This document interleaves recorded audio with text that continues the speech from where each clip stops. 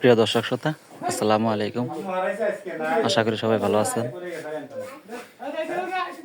জামালপুর বকশীগঞ্জ থানার ইন্ডিয়ার উপকূলীয় এলাকা, পাহাড়।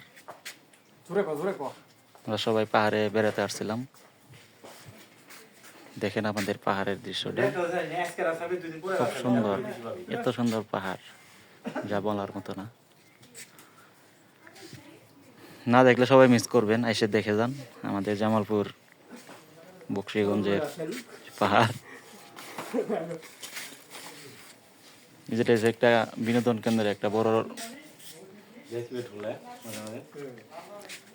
টাওয়ার।